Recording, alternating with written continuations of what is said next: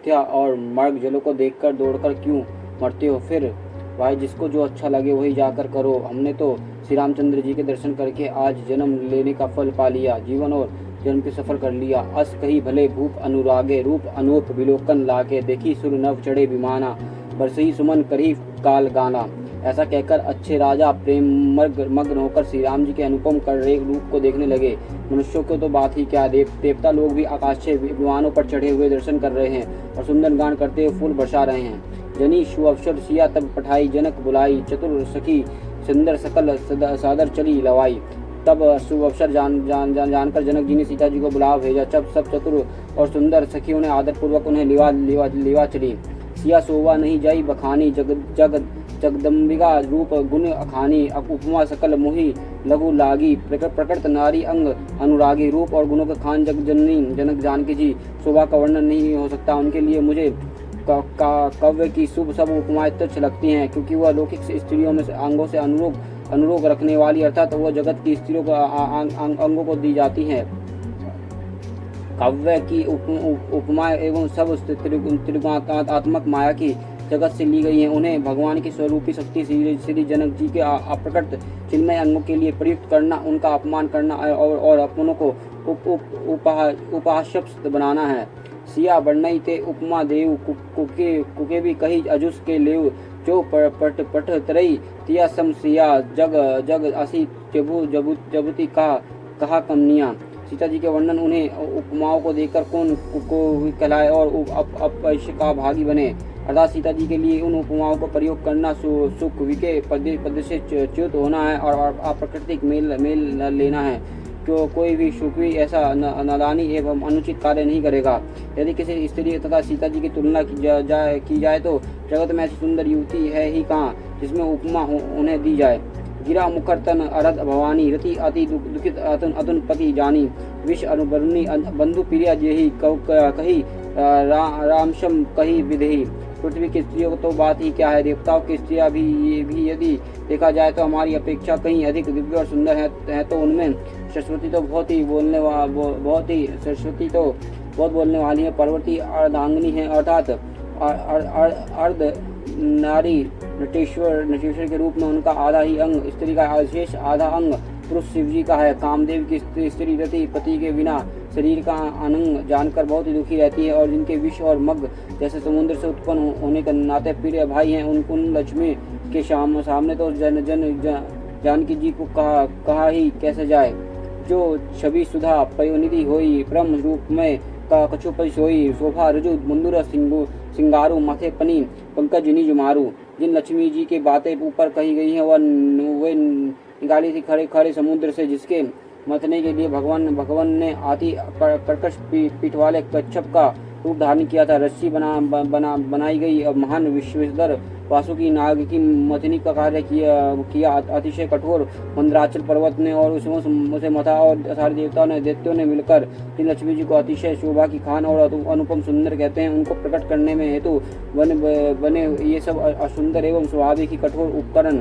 ऐसे उपकरणों से प्रकट हुए लक्ष्मी श्री जानकी जी के समता को कैसे पा सकती है। यहाँ इसके विपरीत यदि छवि रूपी अमृत का समुद्र हो, परम रूपमय कच्छप है और शोभा रूपी रस्सी हो और श्रृंगार पर्वत हो और स्वयं कामदेव अपनी करक मल से मथे एवं यही विधि उपजे लची जब सुंदरता सुखमूल, तदापि सकोच समेत कई से समतूल। इस प्रकार का संयोग होने से जब सुंदरता और सुख की मूल लक्ष्मी उत्पन्न हो तो वो कवि लोग उसे संकोच से सीता जी के समान कहेंगे। जिस सुंदरता का समुद्र कामदेव मथेंगे वह सुंदरता भी प्रकृति की लोक सुंदरता ही होगी, क्योंकि कामदेव स्वयं ही त्रिगुण मई प्रकृति ही विकार है। अतः इस सुंदरता को मतकर प्रकट की हुई लक्ष्मी भी उपप्रकट लक्ष्मी की अपेक्षा कई अधिक सुंदर है। दिव्य होने पर भी होगा प्रकट ही है, अतः उसके साथ भी जानकी जी का तुलना करना कवि के लिए बड़े संकोच की बात होगी।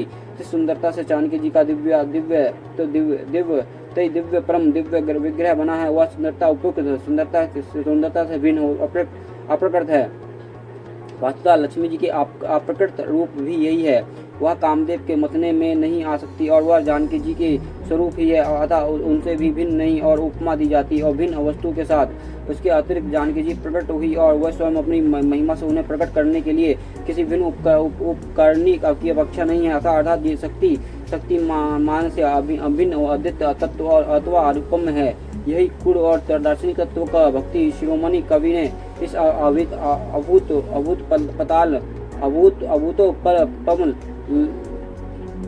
अभूतोपल लिरिक द्वारा बड़ी सुंदरता से व्यक्त किया है।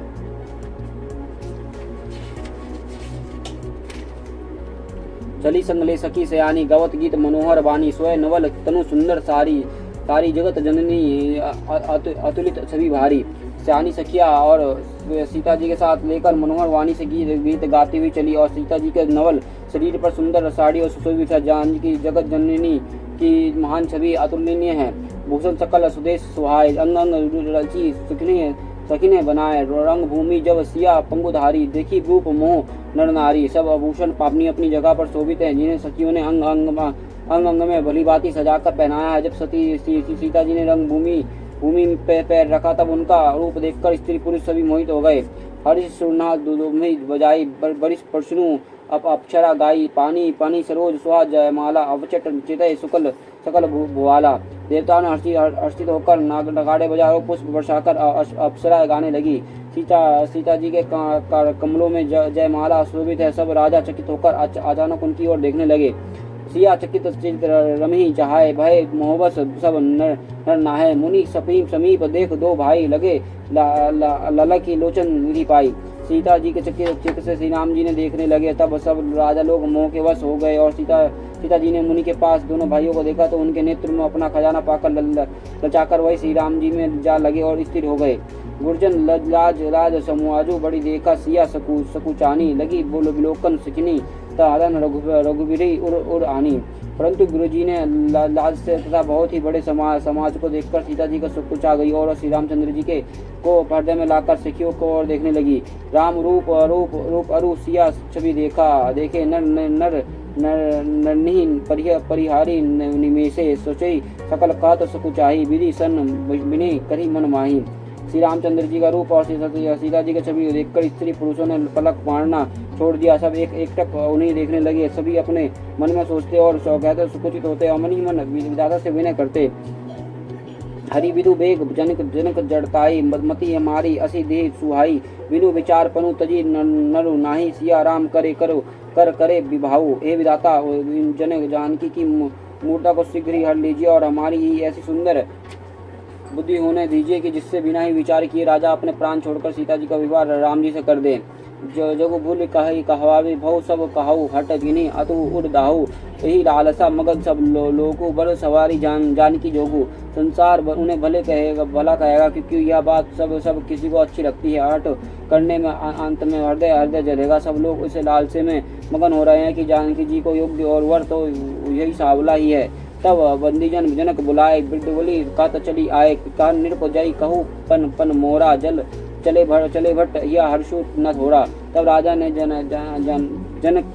जनक ने बंदीजनों को बुलाया और वे बिरदवली गाते हुए चले गए और राजा ने कहा कि जाकर मेरे प्राण सबसे कहो भट्ट चले। उनके हृदय में काम आनंद था। बोली बंदी वचन बरु सुना सकल महिपाल पन विधेय कर कही हम बुझा उठाई विशाल।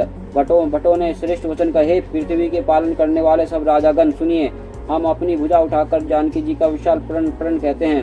नर्प भुजा बोलो विदु शिव धानु रहु गरु कठोर विदित सब कहू। रावणु भनु महाभट भरे देखी सरसन गभी सिधारे। राजाओं की भुजा का बल चंद्रमा से है। शिव जी की धनुष राहु है और वह भारी है और कठोर है और सबको विदित है। और बड़े बड़े भारी योद्धा रावण और बानासुर भी इस धनुष को देखकर गौन से चलते बने और उसे उठाने तो दूर रहा और छूने की हिम्मत नहीं हुई। सोई पुरारी कुंद कठोरा राजा समाज अजू जोई तोरा त्रिभुवन जय समेत विधेयी विनयी विचार वरही हटित ही। उसे शिवजी के कठोर धनुष को आज इस राज समाज में जो भी तोड़ेगा तीनों लोक की विजय को साथ ही उसके जानकी जी का बिना किसी विचार का पूर्वक वर्णन करेगा। सुनी मन पान सकुल भूप अभिलेषा अभिलाष से बटीमानी अतिशय मन पाके परिकर बधी उठे रकुलाई चले इष्ट देव ने सरी सिर नाई। प्रांत सुनकर सब राजा ललचा उठे और जो वीरता के अभिमान थे वो मन में ही बहुत ही तमतए वो कमर कसकर वो कोलो कर उठे और अपने इष्ट देव को सिर नवाकर चले। तमिक राखी तकी शिव धानु धराई उठई ना कोटि भती बलु रहाई जिनी के काछू विचारू मन माही चप चप समीप महीप न जाही। वो तमतमाकर शिव जी के धनुष को